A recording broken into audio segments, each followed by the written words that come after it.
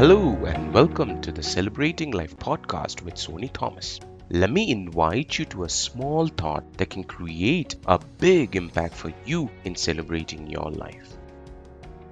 In today's episode of Small Thought, Big Impact, we understand the meaning of thriving on others' dirt.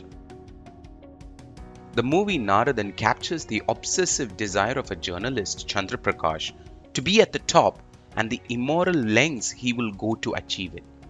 He operates out of the belief that gone are the days when journalism was just about information sharing. Rather, it is highly opinionated journalism where the concept of truth relies on the power of viewership and its monetization. In one of the scenes, as Chandra Prakash celebrates a very high TRP rating, he tells his team, "Everyone has dirt. We must find that dirt. And from their dirt, will our success bloom like the lotus." Immediately, the words dirt and lotus captured my imagination because of a recent experience planting a lotus in our pond. At the time of planting the lotus, I was completely oblivious about it. I assumed we would get the lotus from a pond and just drop it into our pond and it would start growing. My gardener taught me otherwise. He educated me. He said, for a lotus to thrive, its roots had to be planted in the most mushiest and murkiest parts of the pond. It was interesting to see him search for the mushiest place using his legs and then diving deep in the water to plant the lotus roots firmly in the pond bed. And then it hit me how there are people in our lives who thrive on our misery, struggles, and misfortune, thriving in the dirt of others. Let me illustrate. In one of our coaching sessions, CJ shared about her close friend AJ who suddenly cut her off. CJ felt bad about it and blamed herself for the broken relationship. CJ was unable to understand what happened, so she asked me if I could help her figure it out. As we probed into the relationship, we identified a pattern emerging. AJ was most involved in CJ's life when she had issues with her partner.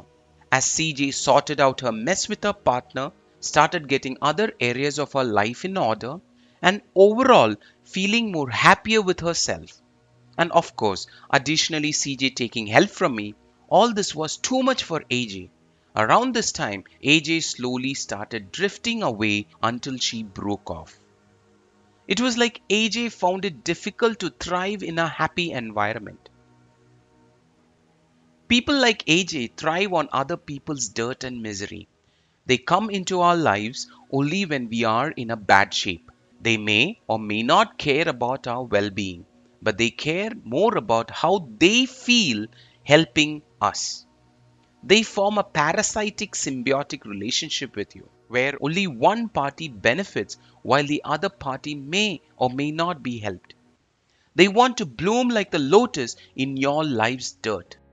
They feel important and showcase to the world how they are helping you.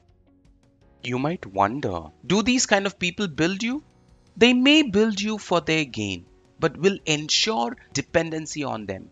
Their intention is that you form a symbiotic relationship. They don't wish you well, but desire your mess continues so they stay relevant in your life. It's not about you thriving, rather it is about them looking good as a savior. Be watchful of people like this.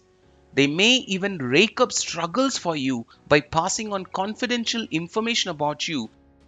It may be a family member or your co-worker, a person in your social or religious community, or anywhere else for that matter. You will meet leaders like this. You will meet businesses that thrive like this. You will definitely hear political propaganda like this. We see it often in the media. It is literally called mudslinging. The bottom line, if not for the mud, they would not thrive, be it a person, organization, a leader, or community.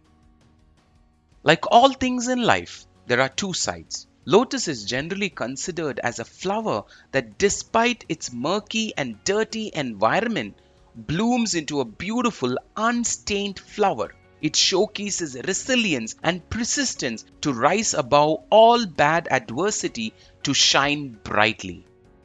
Even with all the wonderful virtues attributed to a lotus, in its dark interpretation, it stands tall to warn us to be mindful of people who looks beautiful like the lotus but thrive on our dirt. Celebrating life is about the journey, and if I have brought value to your journey of life, I urge you to share this small thought with a close friend, a family member, or even a colleague so we can together build a happier world. For more thoughts on celebrating life, I invite you to stay connected with us by liking, sharing, and subscribing to the Celebrating Life community. Thank you for your time and make it a wonderful day.